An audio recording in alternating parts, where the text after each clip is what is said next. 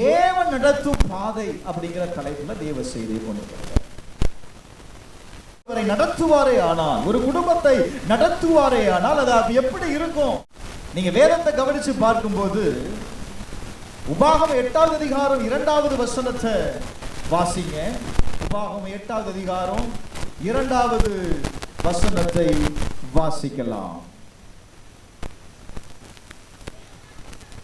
உன் தேவனாகிய கர்த்தர் உன்னை சிறுமைப்படுத்தும்படிக்கும் தம்முடைய கட்டளைகளை நீ கை கொள்ளுவாயே கை கொள்ள மாட்டாயோ என்று அவர் உன்னை சோதித்து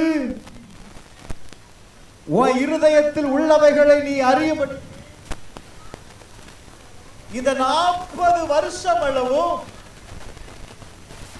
வனாந்தரத்திலே நடத்தி வந்த எல்லா வழியையும் நினைப்பாயாக. நல்ல கவனிங்க, வேதம் சொல்லுகிறது தேவனாகிய கர்த்தர் உன்னை நடத்தி வந்த வழிகளை நீ நினைச்சு பார்க்கணும். ஒரு வருஷம் நடத்தல, 40 வருஷம் எங்க நடத்தினார் அப்படின்னா வனாந்தரத்துல நடத்தினார். எதற்காக வனாந்தரத்துல நடத்தினார் அப்படின்னா தம்முடைய கட்டளைகளை நீ கை கொள்ளுவாயா கை கொள்ள மாட்டாயா, அவர் உன்னை சோதித்து அறியும்படி,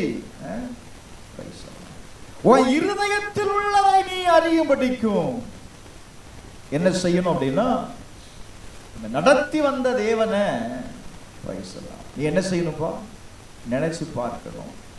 அநேக பேர் நினைக்கிற ஒரு பெரிய காரியம் என்ன அப்படின்னா தேவனை பின்பற்றினா நமக்கு பிரச்சனையே இருக்காது அப்படின்னு நினைக்கிறோம்.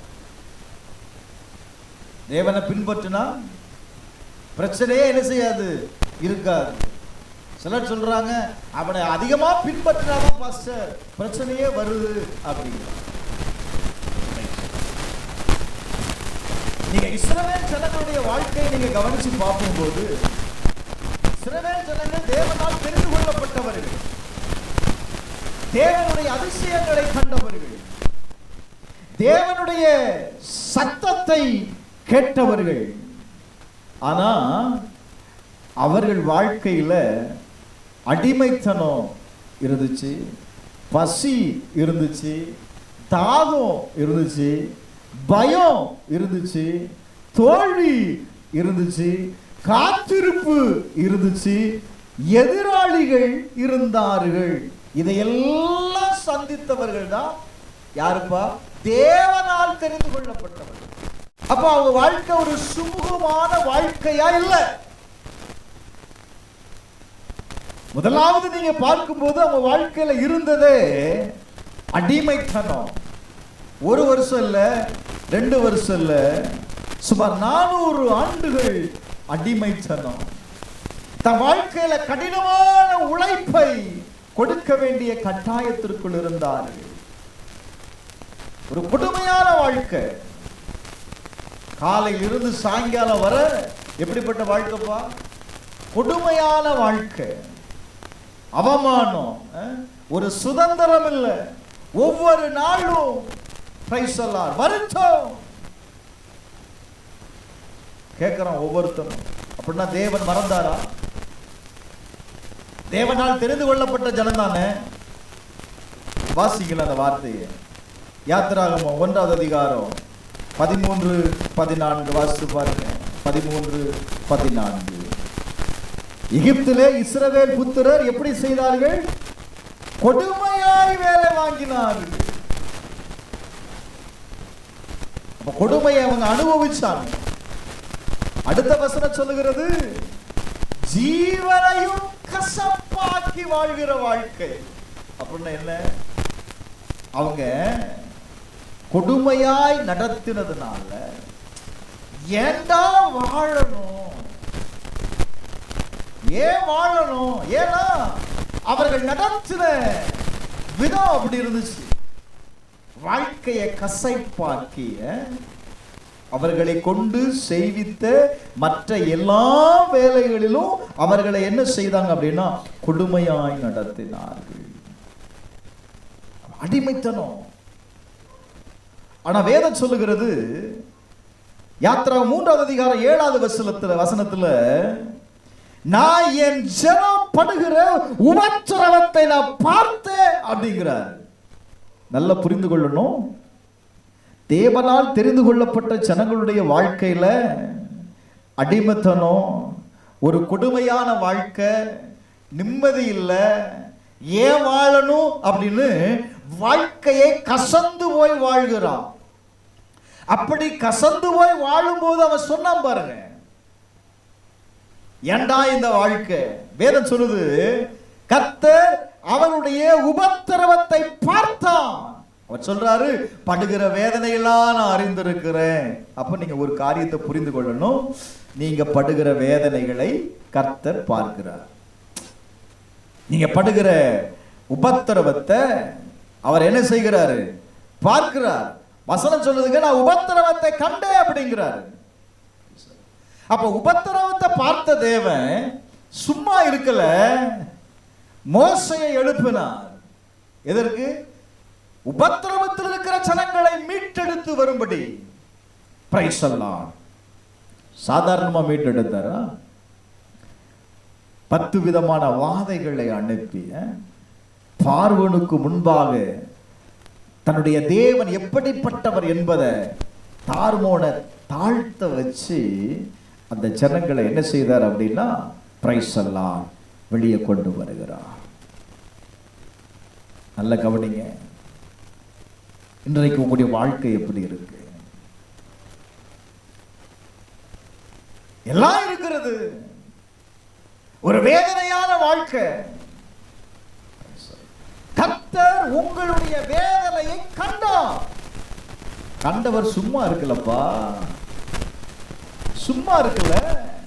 உங்களை அந்த வேதனையில இருந்து உங்களை விடுவிக்கும்படி எதை அனுப்புகிறார்? அன்னைக்கு மோசே அனுப்புகிறார், இன்னைக்கு வார்த்தையை அனுப்புகிறார். நீங்க நினைக்கலாம், உங்களோடு கூட இருக்கிற மனிதர்கள் உங்களுடைய கண்ணீரை பார்க்காம இருக்கலாம். ஆனா தேவன் உங்க கண்ணீரை பார்க்கிறார். தேவன் உங்களுடைய கண்ணீரை பார்க்கிறார். உங்களுடைய வேதனைகளை அவர் பார்க்கிறார். உங்க சூழ்நிலைகளை அவர் பார்க்கிறார். இப்ப நான் விடுதலை அடைவதற்கு நான் என்ன செய்யணும் அப்படின்னா, அன்றைக்கு அந்த இஸ்ரவேல் ஜனங்கள் மோசையுடைய வார்த்தைக்கு செவி கொடுத்ததுனால, மோசையுடைய வார்த்தையை நம்பினதுனால, பிரைஸ் அல்லாஹ். நல்ல கவனிங்க, 430 வருஷம் ஒரு இடத்துல வாழ்ந்துட்டாங்க. இப்ப மோசே சொல்றா, இந்த இடத்திலிருந்து ஆண்டவர் உங்களை கானான் தேசத்திற்கு கொண்டு போக போகிறார். ஒரு வயலும் கானான பார்க்கல. அவ்வளவு ஈஸியா என்ன செய்து போக மாட்டாங்க, கடந்து போக மாட்டாங்க. ஆனாலும் மோசையுடைய வார்த்தையை அவர்கள் நம்பினார்கள். ராமேன் சொல்லுங்களேன், அல்லேலூயா. அப்ப விடுதலைக்கு ஒரு முக்கியமான வார்த்தை என்ன அப்படின்னா, முதல்ல கர்த்தருடைய வார்த்தையை நம்புங்க. நான் பார்க்கல, கானான் அவர்கள் என்ன செய்யல, பார்க்கல. ஆனா அவர்கள் நம்பினார்கள். காரணம், அவங்க பட்ட வேதனை அப்படி. நான் இப்படி சொல்லுவேன், உங்களையும் என்னையுமே ஆண்டவர் இந்த உலகத்தின் அடிமைத்தனத்திலிருந்து தான் மீட்டெடுத்து இருக்கிறார். வேதம் ரொம்ப அழகா சொல்லுது. ரோமர் 8:20 சொல்லுது. எபிரேயர் 2:15 வாசிக்கும் போது அங்க அழகா எழுதப்பட்டிருக்கு பாருங்க, வாசிங்க. எபிரேயர் 2:15, ஜீவகாலமெல்லாம் மரண பயத்தினாலே அடிமைத்தனத்திற்குள்ளானவர்கள் யாவரையும் விடுதலை ஆக்கும். அப்ப மரண பயத்திலிருந்து நம்மை ஆண்டவர் என்ன செய்திருக்கிறார்? விடுதலை ஆக்கியிருக்கிறார். சொல்லுங்க, அல்லேலூயா. சரி, இப்ப இந்த இஸ்ரவேல் ஜனங்களை ஆண்டவருடைய வார்த்தையின்படி என்ன செய்தாங்க? வெளியே வந்தாங்க. இரண்டாவது நடந்தது என்ன? பசி, பிரச்சனை உருவாகுது. எகிப்து தேசத்திலிருந்து வந்த பிற்பாடு அவங்க என்ன இல்ல, சரியான ஆகாரம் இல்ல, குடிக்க தண்ணி இல்ல, தான் எதிர்காலம் தெரியாத ஒரு வாழ்க்கை. இது என்ன செய்ய போகிறோம்? அவர்கள் முறையிட்டார்கள். சாம நம்ம என்ன செய்திருக்கலாம்? எகிப்திலே இருந்திருக்கலாம்பா. வாசிக்கலாமா? யாத்திரா 14 அதிகாரம் 1-3 வரை வசனத்தை வாசிங்க. சில பேர் இங்க வந்தாங்க அப்படின்னா, ஏலிமை விட்டு பிரயாணம் பண்ணி எகிப்து தேசத்திலிருந்து புறப்பட்ட 2ஆம் மாதம் 15ஆம் தேதியில் ஏலிமுக்கும் சீனாய் நடுவே இருக்கிற சீன் வனாந்தரத்தில் வந்தார். அங்க வந்து எல்லாரும் முறுமுறுக்கிறார். ஏன் முறுமுறுக்கிறாங்க அப்படின்னா, என்ன சொல்றாங்க பாருங்க, நாங்கள் இறைச்சி பாத்திர தண்டையிலே உட்கார்ந்து அப்பத்தை திருப்தியாக சாப்பிட்டோம். எகிப்து தேசத்திலே கர்த்தருடைய கையால் செத்து போனதே. ஆனால் இந்த கூட்டம் முழுவதையும் பட்டியலினால் கொல்லும்படி நீர் எங்களை புறப்பட பண்ணினது என்ன? எதற்காக நீர் எங்களை அழைத்து வந்தீர்னு சொல்றான். அவங்க வாழ்க்கையிலையும் என்ன இருந்துச்சு? கர்த்தர் தான் வெளியே கொண்டு வந்தார். சாப்பாடு போட்டுருக்கணுமா இல்லையா? பட்னியா நம்ம சாப்பிடுவோம். அப்ப நீங்க நல்ல கவனிக்கணும். நான் முதலே ஒரு வசனத்தை சொன்னேன். எதற்காக கர்த்தர் அவர்களை அப்படி நடத்தினார் அப்படின்னா, கர்த்தர் நடத்துகிற பாதையை நீ அறிந்து உன் இருதயத்துல நீ அறிந்து கொள்ளணும். நீ அறிந்து கொள்ளாத வரையிலையும் பிரச்சனைகள் என்ன செய்யும்னா அப்படிதான்ப்பா இருக்கும். வேதம் சொல்லுகிறது.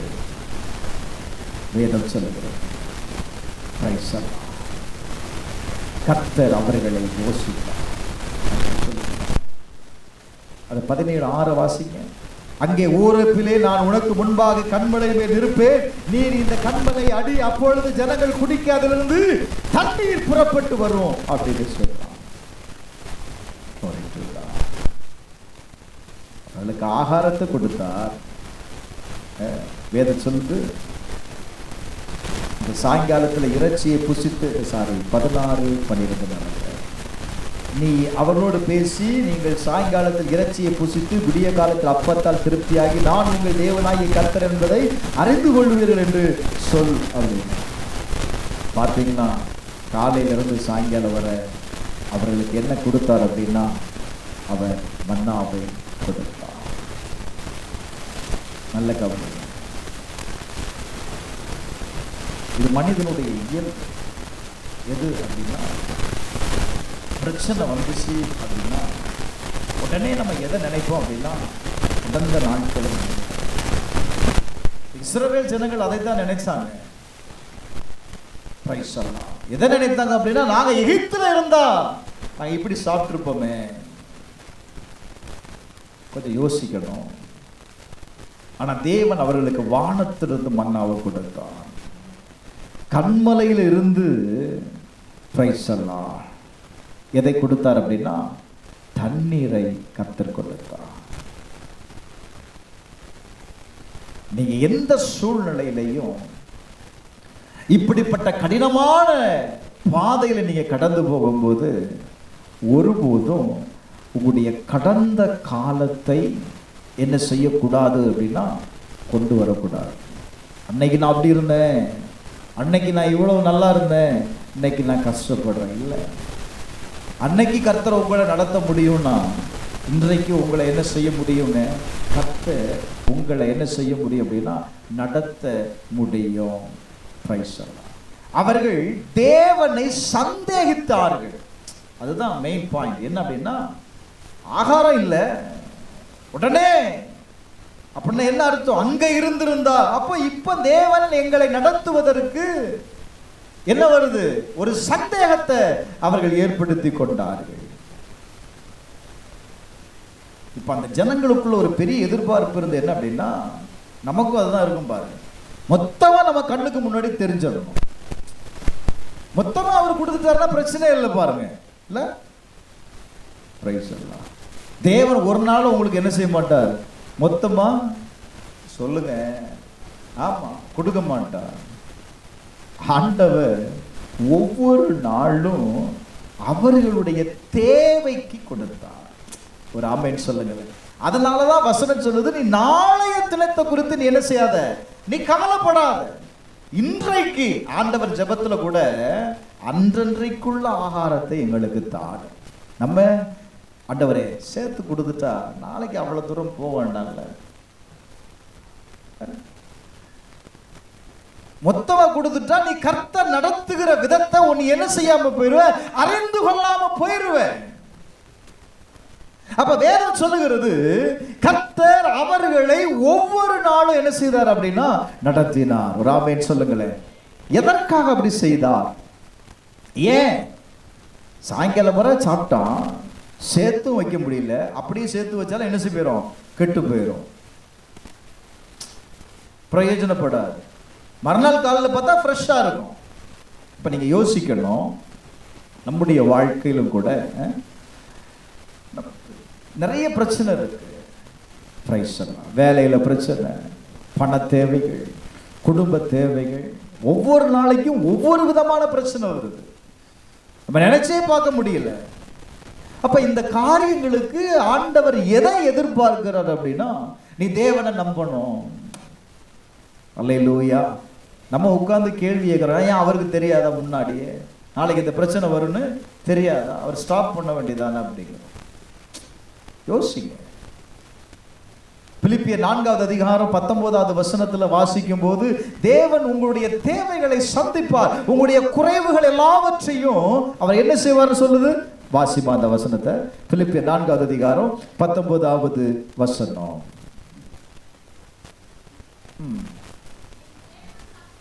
என் தேவன் தம்முடைய ஐஸ்வரியத்தின்படி உங்க குறைவுகள் எல்லாம், நல்ல கவனிங்க, கிறிஸ்து இயேசுவுக்குள் எதுல நிறைவாக்குவாரா?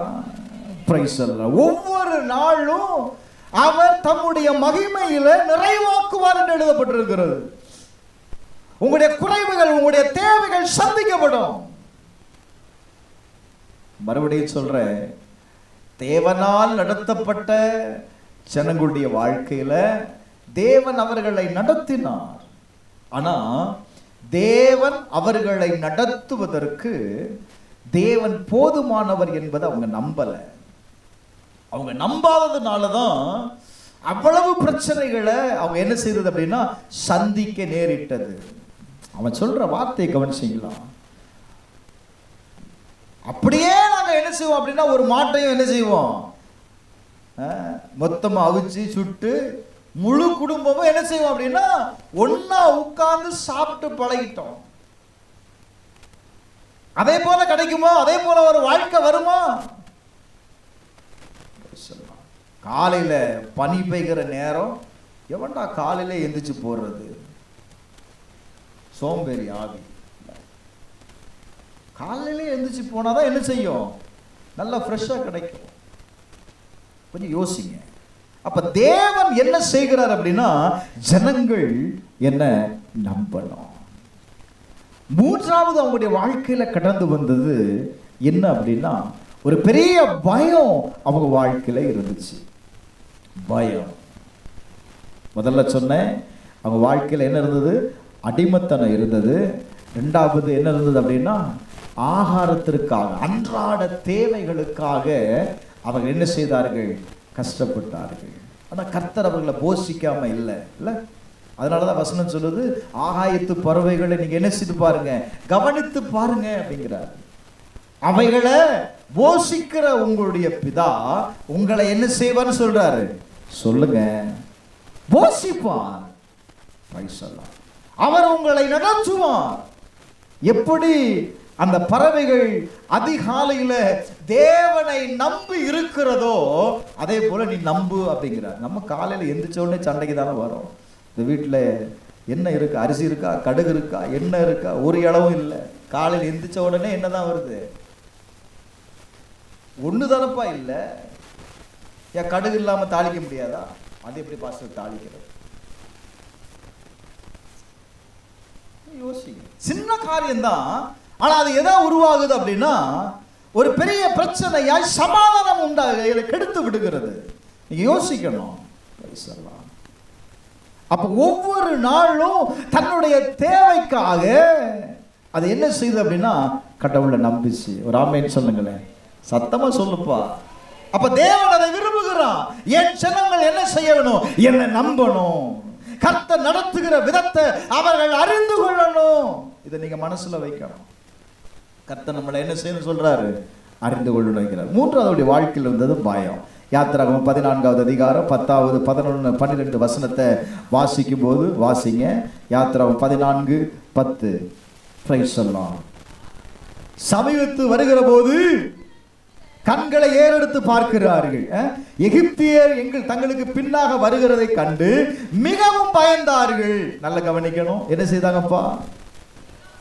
ஆமா, கர்த்தருடைய வார்த்தையை கேட்டு எகிப்தை விட்டு வெளியே வந்துட்டான். வந்த இடத்துல என்ன வருது அப்படின்னா, பார்வோன் பின்னாடியே வரான். வருகிறதை பார்த்த உடனே அவங்களுக்கு என்ன உண்டாயிற்று? பயம் உண்டாயிற்று. இப்ப என்ன சொல்றாங்க? கர்த்தரை நோக்கி கூப்பிட்டார்கள். கூப்பிட்டவன் சும்மா இருக்க வேண்டியதா? கர்த்தர் பார்த்து கொள்வார்னு திட்ட வேண்டியதா? அடுத்து வார்த்தையை விடுறான். என்ன வார்த்தை? எகிப்துல பிரேத குழி இல்லைன்னா இந்த வனாந்தரத்துல சாகும்படி எங்களை கொண்டு வந்து. அப்ப அவன் கர்த்தரை கூப்பிடாம இருந்திருக்கணும் இல்ல? தேவனையும் கூப்பிட்டுட்டு இப்ப சொல்ற வார்த்தையை நீங்க கவனிங்க. வனாந்தரத்துல சாகும்படியா கொண்டு வந்தீங்க. ஏன் இந்த எகிப்துல இருந்து எங்களை புறப்பட பண்ணினீங்க? இப்படி செய்தது என்ன அப்படிங்கிறான். அடுத்த வார்த்தை, நாங்கள் எகிப்திலே இருக்கும் போது நாங்கள் எகிப்தியருக்கு வேலை செய்ய எங்களை சும்மா விட்டு விடும் என்று சொன்னோமே. அப்படின்னா என்ன அர்த்தம் அப்படின்னா, அவன் அறக்குற மனசா வெளியே வந்திருக்கிறான். அங்கே சொல்லியிருக்கிறான், நாங்க வரல, பேசாம நாங்க என்ன செய்யறோம், இங்கேயே இருந்துருதோம். ஏன்னா அங்க போய் எப்படி இருக்கிறதுன்னு தெரியாது. நாங்க அப்பவே சொன்னல, எங்களை விட்டுருக்க வேண்டியதானே. இந்த வனாந்தரத்துல சாகிறத பார்க்கலும் எகிப்தியருக்கு வேலை செய்கிறது எங்களுக்கு நலமா இருக்குமே. பயம் உள்ள வந்த உடனே தேவன் மேல வைத்த நம்பிக்கையை விட்டுட்டான். தேவன் மேல இருந்த நம்பிக்கையை என்ன செய்துட்டான்? விட்டுட்டான். இப்ப சொல்ற வார்த்தை தான் பிரைஸ் எல்லாம். அப்பவே நாங்க சொன்னல, எங்களை விட்டுருக்கலாமே, இந்த வனாந்தரத்துல கொண்டு வந்து எங்களை சாகடிக்கிறீங்களே. பிரைஸ் எல்லாம். நல்ல கவனிங்க. ஒரு பக்கம் பின்னாடி திரும்பி பார்க்கிறோம், பார்வோனுடைய சேனை எப்படி வருது. முன்பாக பார்த்தா செங்கடல். எங்க போவ? எங்கேயாவது ஒளிய முடியுமா சொல்லுங்க? பிரைஸ் எல்லாம். பார்வோன் நினைச்சான், இன்னைக்கு அவங்க எல்லாம் என்ன செய்து கொண்டார்கள்? சிக்கி கொண்டார்கள். நல்ல கவனிங்க. எல்லாருக்குள்ள ஒரு பெரிய இரண்டாவது ஒரு கேள்வி வருது. நம்ம எல்லாம் அழிய போகிறோம். நம்ம எல்லாரும் என்ன செய்ய போகிறோம்? அழிய போகிறோம். ஏன் எங்களை கொண்டு வந்தீங்க? இன்னைக்கு அநேக நேரத்தில் நம்முடைய வாழ்க்கையிலையும் இந்த வார்த்தை வருகிறது. பயம் வரும்போது, பயம் நம்முடைய வாழ்க்கையை ஆளுகை செய்யும் பொழுது பேசாம சும்மாவே இருந்திருக்கலாம். சும்மாவே இருந்திருக்கலாம். சொல்றீங்களா? மோசே சொல்றான், பயப்படாத, கர்த்தர் இன்னைக்கு செய்ய அற்புதத்தை நீங்க பார்க்க போகிறீங்க. உங்களுக்காக கர்த்தர் என்ன செய்வார் அப்படின்னா, யுத்தம் பண்ணுவார்.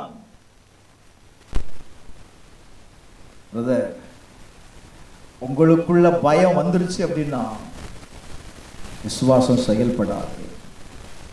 விசுவாசம் செயல்படாது. தேவனை சந்தேகிக்க வைக்கும். தேவன் இதை செய்ய மாட்டார் சொல்லும். எதிர்மறையான சிந்தனை உங்களுக்குள்ள ஓடுப்பாருங்க. இதெல்லாம் எதற்கு அடையாளமா இருக்கிறது அப்படின்னா பயம். இன்னைக்கு ஏன் நம்ம வாழ்க்கையில ஒரு எதிர்மறையான சிந்தனையோடு கூட நம்ம வாழ்ந்து விடுகிறோம்? நம்மளால இது முடியாது என்கிற நிலை ஏன் வருகிறது அப்படின்னா, கர்த்தரை நீ நம்பல. அப்படி சொல்லுவேன். அந்த இடத்துல தேவன் அதிசயத்தை செய்தாருங்க. செங்கடலை பிளந்து விட்டார். எப்படி போனாங்க? வெட்டாந்தரையில் நடந்து போனாங்க. அது மாத்திரமா, அவர்களை பின்தொடர்ந்த பார்வோனுடைய சேனையை என்ன செய்தார் அப்படின்னா அழித்து போட்டார். நான் இப்படி சொல்லுவேன், ஒருவேளை உங்க வாழ்க்கையில வழியே இல்லாதது மாதிரி தெரியும், சத்துருடைய நெருக்கம், முன்பாக எல்லா வாசல்களும் அடைக்கப்பட்ட நிலையில நீங்க இருக்கலாம். நீ தேவனை நம்புனா வழி இல்லாத இடத்துல தேவன் உங்களுக்காக வழியை உண்டாக்குவாருங்க. எந்த இடத்துல நீ வழி இல்லைன்னு நினைக்கிறாயோ, நான் சொல்லுவேன் அந்த இடத்துல தான் உனக்கு வழியை ஆழ்த்து வைத்திருக்கிறார். வனாந்தரத்துல ஒன்றுமே இல்லாத நிலையில நின்று ஆகார் சொன்னான், நான் பிள்ளைய சாவதை நான் பார்க்க மாட்டேன், இனி நான் என்ன செய்வேன், நான் ஏன் வாழணும்? ஆகாருடைய கண்கள் திறக்கப்பட்டது. வேற எங்கேயோ அற்புதம் நடக்கல, அவருடைய கண்களுக்கு முன்பாகவே கர்த்தர் ஒரு நீரூற்றை திறந்து கொடுத்தார்.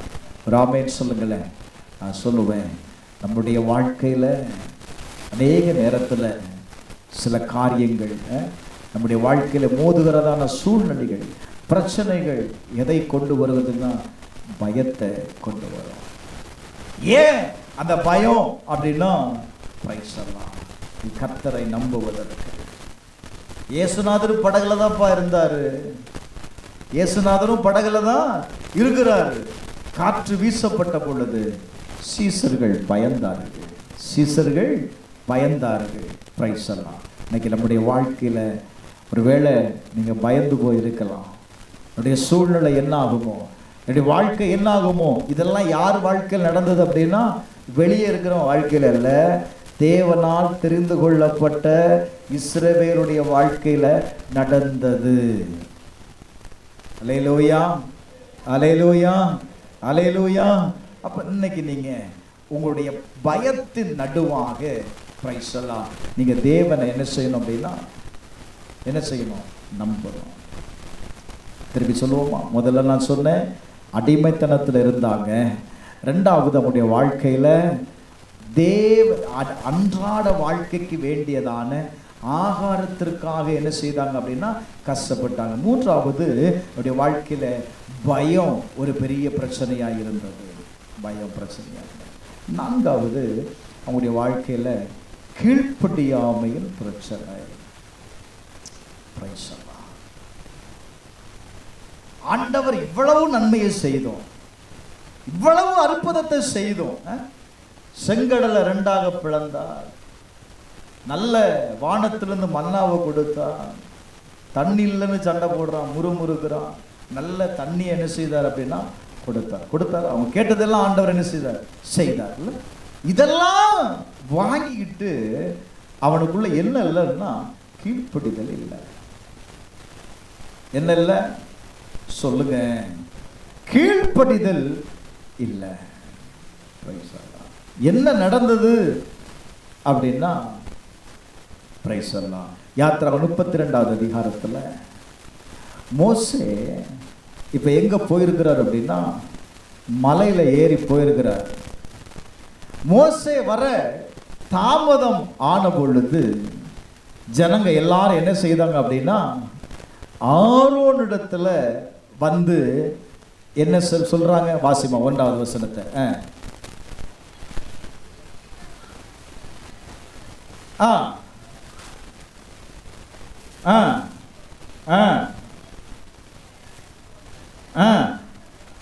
அந்த மோசைக்கு என்ன சம்பவித்ததோ என்று அறியோம், ஆதலால் நீ எழுந்து என்ன செய்யணும்பா, எங்களுக்கு முன் செல்லக்கூடிய தெய்வங்களை எங்களுக்காக உண்டு பண்ண. எங்களை இதுவரையிலும் மோசே நடத்தினா, மோசையை காணோம், அதனால எங்களுக்கு முன் செல்லக்கூடிய தெய்வங்களை என்ன செய்யணும் அப்படின்னா பிரைஸ் பண்ணலாம். ஆனா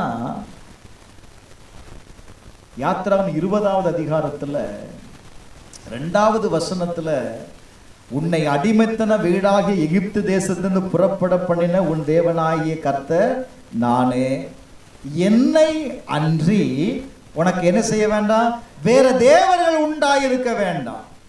மேல வானத்திலும் கீழே பூமியிலும் பூமியில் கீழ் தண்ணீரில் உண்டாயிருக்கிற ஒப்பான ஒரு சொர்பத்தாயிலும் யாதொரு விக்கிரகத்தாயிலும் நீ என்ன செய்ய வேண்டாம், உண்டாக்க வேண்டாம். இது யார் சொன்ன வார்த்தை? சொன்னார். எதையும் உண்டாக. ஆனா இப்ப தேவன் சொன்ன வார்த்தைய இவங்க என்ன செய்தாங்க? விட்டுட்டாங்க. அவர்களை வழி நடத்துவதற்கு ஒரு கன்றுக்குட்டிய உருவாக்கலாம்.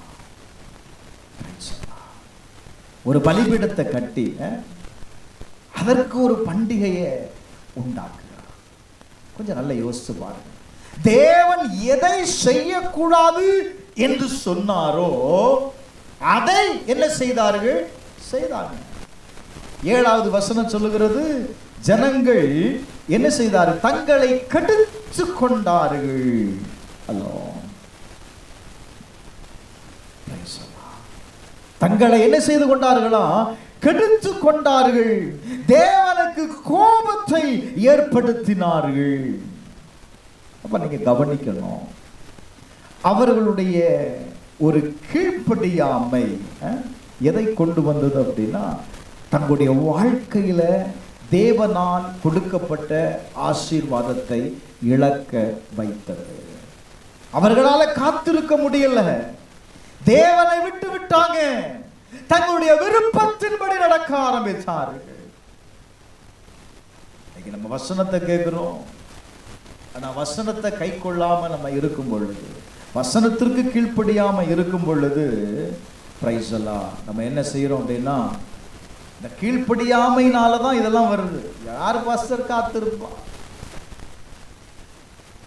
எனக்கு டைமே இல்லை,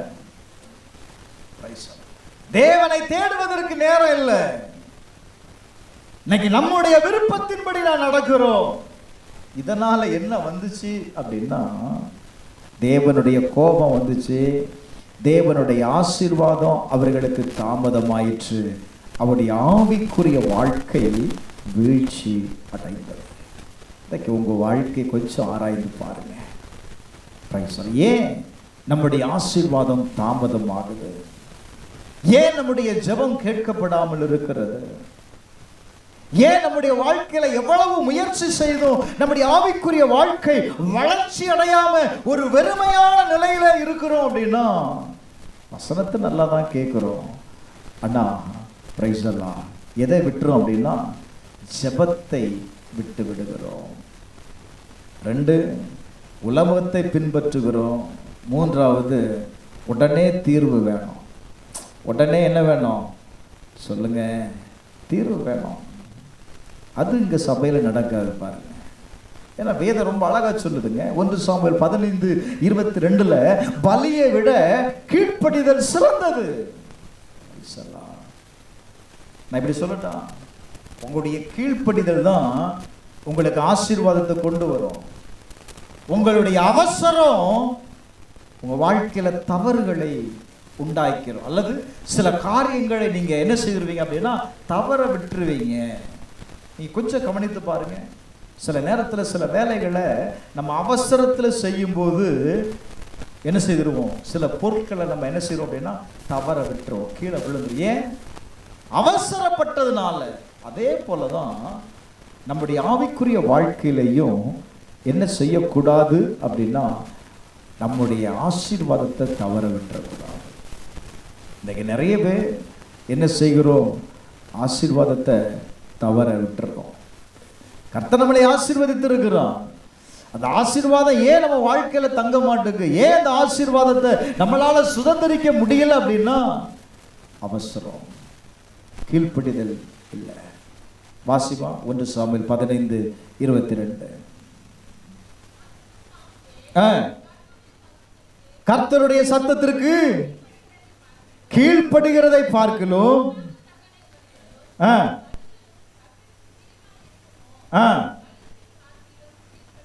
பலியை பார்க்கலும் கீழ்ப்படிதல்.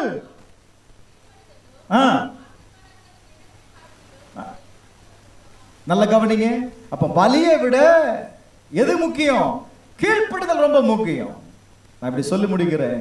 அப்படியே கீழ்ப்படிதல் தான் உங்களுக்கு ஆசீர்வாதத்தை கொண்டு வரும்.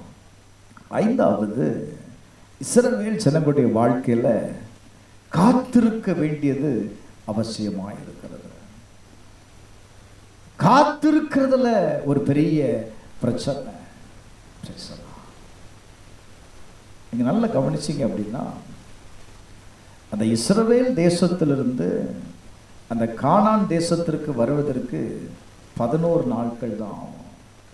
ஆனால் இந்த 11 நாளில் கடந்து வர வேண்டிய ஜனங்கள் 40 வருஷம் கர்த்தர் நடத்துகிறார். ஏன் அந்த 40 ஆண்டு காலம் அப்படின்னா, அவர்கள் என்ன செய்தார்கள்? தேவன் அவரை நம்ப வேண்டும் அப்படின்னு தேவன் விரும்பினார். ஆனா அவர்களுக்குள்ள என்ன வரல அப்படின்னா, அந்த நம்பிக்கை வரல. பாருங்க என்ன ஆகுமோ.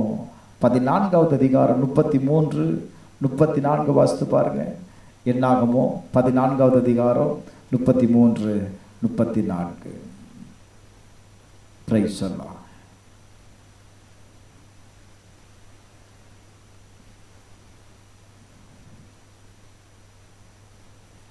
எடுக்கலையா? அவைகள் வனாந்தரத்தில் விழுந்து தீருமட்டும் உங்கள் பிள்ளைகள் 40 வருஷம் வனாந்தரத்தில் திரிந்து நீங்கள் சோரம் போன பாதகத்தை சுமப்பார்கள். நீங்கள் தேசத்தை சுற்றி பார்த்த 40 நாள் இலக்கத்தின்படியே ஒவ்வொரு நாள் ஒவ்வொரு வருஷமாக நீங்கள் 40 வருஷம் உங்கள் அக்கிரமங்களை சுமந்து என் உடன்படிக்கைக்கு வந்து மாறுதலை உணர்வீர்கள். நல்ல கவனிங்க. ஏன் இதை 11 நாளில் கடந்து போக வேண்டிய அந்த பயணத்தை கர்த்தர் 40 வருஷம் ஆக்கினார் அப்படின்னா, அவருடைய வாழ்க்கையில ஒவ்வொரு தேவைகளுக்கும் ஒரு முறையிடுதல் இருந்துச்சு. முறையிட்டு கொண்டே இருந்தான், புலம்பிட்டே இருந்தான். இரண்டாவது, வாழ்க்கையில சந்தேகம்,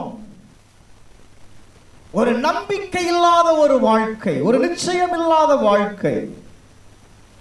இதுதான் அவங்க வாழ்க்கையில் அந்த 40 வருஷம் ஆனதற்கு காரணம். கொஞ்சம் நல்ல கவனிங்க. என்ன சொன்னேன்? முறையிடுதல் இருந்துச்சு, சந்தேகம் இருந்துச்சு, நம்பிக்கை இல்லை. ஆனால் நீங்கள் ஒன்றை கவனிக்கணும், இந்த மூன்றும் அவங்க வாழ்க்கையில் இருந்தாலும் தேவன் அவர்களை விட்டு போகலை. போனாராப்பா? தேவன் விட்டு போனாரா? போகல. பகலில் மேக சம்பத்தினாலும் இரவில் அக்னி சம்பத்தினாலும் அவர்களை என்ன செய்தார் அப்படின்னா பாதுகாத்தான். நல்ல கவனிங்க. உங்க வாழ்க்கையில ஒருவேளை சில காரியங்கள் காலதாமதம் ஆகலாம். நீங்க சொல்லுவீங்க தேவன் என்னை விட்டு போயிட்டார். அப்படி இல்லை, தேவன் உங்களை வழி நடத்துகிறார். ஆனா ஏன் காலதாமதம் அப்படின்னா, ஒண்ணு, நீங்க அந்த தேவை சந்திக்கப்படாத நேரத்தில் முறையிட்டு இருக்கலாம், இல்லைன்னா உங்களுக்குள்ள சந்தேகம் இருந்திருக்கலாம், இல்லைன்னா நீங்க தேவனை நம்பாம இருந்திருக்கலாம். அப்ப இன்னைக்கு நீங்க உங்களை ஆராய்ந்து பார்க்கணும். ஏன் நம்முடைய வாழ்க்கையில தேவன் காலதாமதிக்கிறார்? ஏன் காலதாமதிக்கிறார்? சில காரியங்கள் ஏன் காலதாமதம் ஆன உடனே நமக்குள்ள கேள்வி இதுதான் வருது, ஏன் ஏன் ஏன் ஏன்? இப்ப நல்ல கவனிங்க. நம்முடைய வாழ்க்கையில காத்திருக்கிற காலத்தினுடைய நோக்கம் என்ன அப்படின்னா, ஒன்று, தேவன் நம்மளை சுத்திகரிக்கிறார். நம்ம எந்த இடத்துல விழுந்திருக்கிறோமோ அந்த இடத்துல தேவன் நம்மளை சுத்திகரிக்கிறார். ரெண்டாவது, தேவன் நம்முடைய விசுவாசத்தை என்ன செய்கிறார் அப்படின்னா வளர்க்கிறார். விசுவாசம் இல்லாமல் இருந்திருக்கும், அந்த விசுவாசம் வருகிறது வர தேவன் என்ன செய்வார் அப்படின்னா உங்களை விட மாட்டான். சங்கீதத்தில் வசனம் சொல்லுகிறது, யோசேப்பை கர்த்தருடைய வார்த்தை நிறைவேறுகிறது வர அவருடைய வாழ்க்கையில் என்ன விட்டுட்டாராம்? புடம் விட்டு கொண்டே இருந்தார். அவருடைய வார்த்தை நிறைவேறுகிறது வர. பிரைஸ் எல்லாம். அப்போ சில நேரத்தில் கர்த்தருடைய வார்த்தை நம்ம வாழ்க்கையில் நிறைவேறுகிற காலங்களில் கர்த்தர் நம்மளை என்ன செய்கிறார் அப்படின்னா சுத்திகரிக்கிறார். மூன்றாவது, நீங்கள் எந்த காரியத்திற்காக காத்திருக்கிறீங்களோ அந்த காரியத்திற்காக தேவன் உங்களை தயார் செய்கிறார். ஆமென் சொல்லுங்களேன். அல்லேலூயா. நான் இப்படி சொல்லுவோம், உங்கள் வாழ்க்கையில் நடக்கிற ஒவ்வொரு தாமதமும் அது தேவனுடைய மறுப்பு அல்ல. தேவன் மறந்து விட்டார் அப்படின்னு நீங்கள் ஒருபோதும் நினைக்கக்கூடாதுங்க. காத்திருக்கும் காலத்தில் தான் தேவ திட்டம் உங்கள் வாழ்க்கையில் வெளிப்பட ஆரம்பிக்கும். ஒருவேளை உங்களுடைய வாழ்க்கையில சில காரியங்கள் காலதாமதம் ஆகிக்கொண்டே இருக்கலாம்.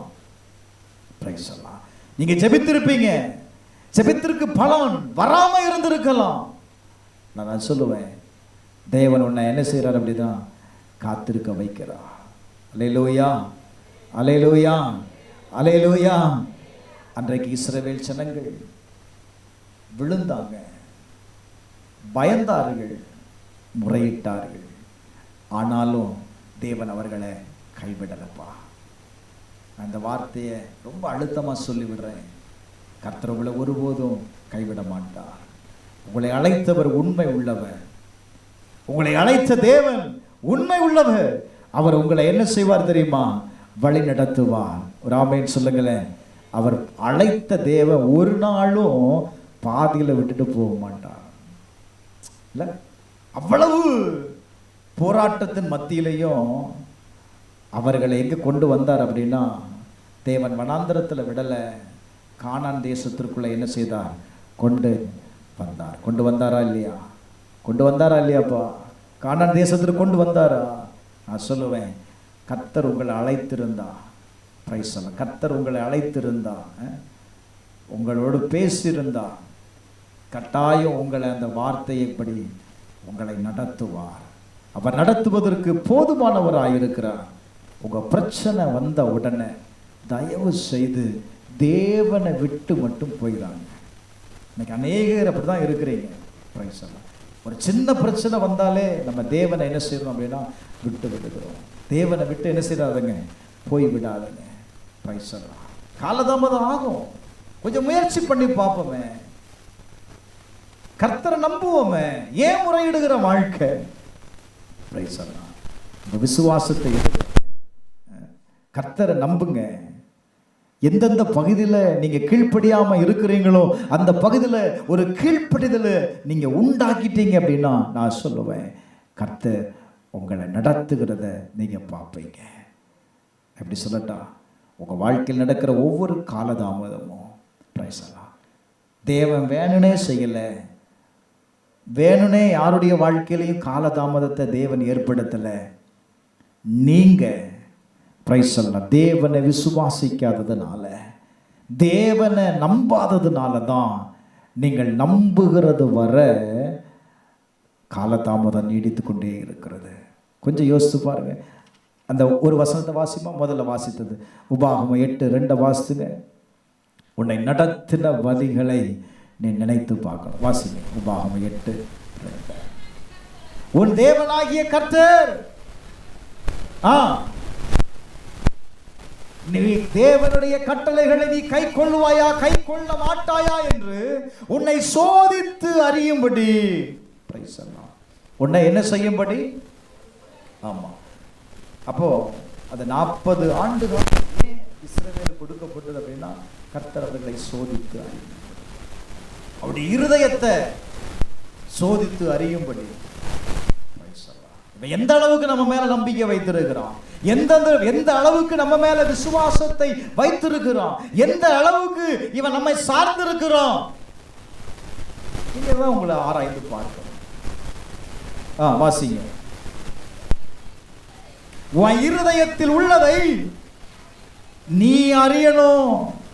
அப்போ நம்ம வாழ்க்கையில் நடக்கிற பிரச்சனைகளுக்கு, சூழ்நிலைகளுக்கு தேவன் காரணம் இல்லை. காரணம் யாரு?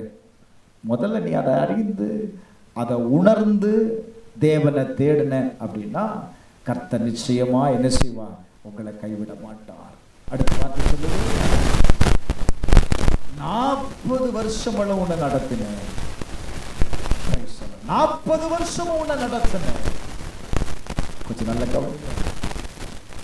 கர்த்தர் யாரையும் நடத்தாம இல்லை, நம்மை நடத்துகிறார். நீங்க கொஞ்சம் ஆராய்ந்து பாருங்க. உங்களை கர்த்தர் நடத்துகிறார், உங்களை கர்த்தர் நடத்துகிறார். சில தாமதங்கள் வருது, சில போராட்டங்கள் வருது, சில பிரச்சனைகள் வருது. ஆனாலும் கர்த்தர் உங்களை கடந்து போக வைக்கிறார்ல, கர்த்தர் உங்களை நடத்துகிறார்ல. அவர் நடத்தின பாதைகளுக்கு நீங்க என்ன செய்ய? காலதாமதம் ஆனாலும், பிரச்சனை கடந்து வந்தாலும், போராட்டங்கள் கடந்து வந்தாலும் கர்த்தர் உங்களை விட்டு விலகாம உங்களை நடத்தினார்ல. பிரதர், சிஸ்டர், உங்களை நடத்தினார்ல.